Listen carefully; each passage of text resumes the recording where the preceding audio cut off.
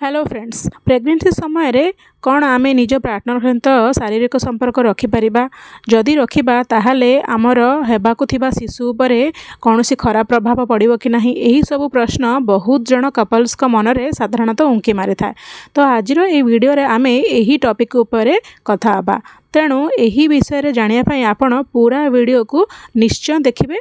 पूरा वीडियो देखिले ही आपणकर संपूर्ण मात्रा डाउट्स बा क्लियर हो जिवो। तो चलतु डेरी न करी आज यही वीडियो को स्टार्ट करवा। तो फ्रेंड्स, प्रेगनेंसी समय जदि आपणकर कौन प्रकार कॉम्प्लिकेशन नहीं, आपणकर प्रेगनेंसी हेल्दी, ताहले आपण आपणकर पार्टनर सहित रिलेशन रखिपारे। जदि मो कथा कहि प्रेगनेंसी प्रथम ट्राइसेमिस्टर बा प्रथम 3 मास माने स्टार्टिंग 3 मास, यही समय आपणकर शरीर में बहुत प्रकार चेंजेस आसी थाए। जमती कि मॉर्निंग सिकनेस होता है, नजिया होता है, आपन को वोमिटिंग बा बांती हवा को मन करे थाए एवं एही समय खाइबा को मध्य मन करे नाही। तेणु एही समय रे प्रेग्नेंट लेडीज मान को रिलेशन बनाइबा मध्य कंफर्टेबल फील करंदी नाही। जदि मो कथा कहबी सेकेंड ट्राइसेमिस्टर रे, ताहले एही समय कौन होय थाए ना, मॉर्निंग सिकनेस कम हो जाय थाए, नजिया वोमिटिंग मध्य कम हो जाय थाए, आपण धीरे धीरे खाइबा को मध्य स्टार्ट करथांती, कोनोसी असुविधा मध्य हुए नहीं जहाँ सब कि प्रथम ट्राइसेमिस्टर होता है एवं आपण को टिके टिके आराम मध्य मिलता है। एवं यही सेकेंड ट्राइसेमिस्टर माने चतुर्थ पंचम बा षष्ठ मास प्रेगनेंसी काफ़ी स्टेबल मास होता है। तेणु यही समय प्रेग्नेंट लेडीज माने टिके कंफर्टेबल फील करती एवं यही समय आपण निजर पार्टनर सहित रिलेशन बनई पारे। किंतु जदि मो कथा भी थर्ड ट्राइसेमिस्टर माने सप्तम अष्टम नवम मास, सही समय कौन हुए ना, आपणकर वेट बढ़ी जाए थाए, बेबीर मध्य भल भाव वेट बढ़ी थाए, आपणकर यूट्रस आकार बढ़ी थाए, पेटर साइज मध्य बढ़ी थाए। यही समय कौन होता है ना, प्रेग्नेंट लेडीज कंफर्टेबल फील करते नहीं एवं यही समय आपण कंफर्ट लेवल मध्य बहुत मैटर करता है। तेणु यही समय आपण जदि शारीरिक संपर्क रखा चाहती ताहले प्रथमे निजर डॉक्टर सहित थरे कंसल्ट करवा उचित।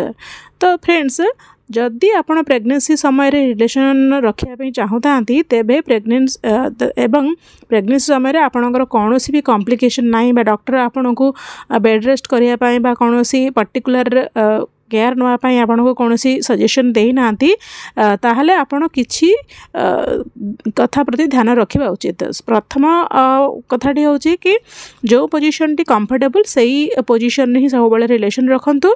ता छड़ा जदि आपणकर आपण कंफर्टेबल तेबे ही रिलेशन रखंतु। निज पार्टनर सहित भल भाव कम्युनिकेशन करंतु। कम्युनिकेशन यही समय बहुत अधिका इम्पोर्टेंट होता है। जदि आपन को कौन प्रकार डिस्कम्फर्ट फील होची बा कौन प्रकार असुविधा होची बा आपण इमोशनली भल भाव फील करूना, ताहले निज पार्टनर सहित यह नहीं भल भाव कथबार्ता करंतु एवं यही समय यही सब एक्टिविटी आपण अवॉइड करि पारिबे। ता छड़ा प्रेगनेंसी समय जदि आपण रिलेशन रखुचंती ताहले हाइजीन एवं सेफ्टी प्रति मध्य ध्यान रखंतु। कारण जदि आपण हाइजीन प्रति ध्यान न रखिबे बा सफा सुतरा न रहिबे ताहले आपणकर इन्फेक्शन हबार चांस थाए एवं जदि प्रेगनेंसी समय रिलेशन बनैबा जोगु आपण को कोनोसी इन्फेक्शन हो जाए ताहले यह आपणकर गर्भस्थ शिशु पर्यंत मध्य पहुँची पाए। ता छड़ा जदि आमे कथा हबा कि प्रेगनेंसी समय रिलेशन रहिबा आपणकर शिशु को कोनोसी झटका लगे बा कौन प्रकार फील सेमती कौन न थाए। कारण बेबीर चारि पाखरे गोटे एमनियोटिक फ्लूइड थाए जहाँकि ताकू बाहर कौन भी झटका बा चोटरू रक्षा करे थाए। बेले बेले प्रेगनेंसी समय किछि महिला मानक वाइजनल ब्लीडिंग होता है एवं पेटरे मध्य कष्ट होता है, कंट्राक्शन होता है बा प्रेगनेंसी समय प्रथम डेलीवरी हबार मध्य चांसेस थाए। ता छड़ा जदि सर्वाइकल इन्फेक्शन थाए बा प्लासेंटा प्रेविया थाए बा प्लासेंटा जदि तलको थाए, यही सब कंडीशन रे रिलेशन बनाया को अवॉइड करबा उचित।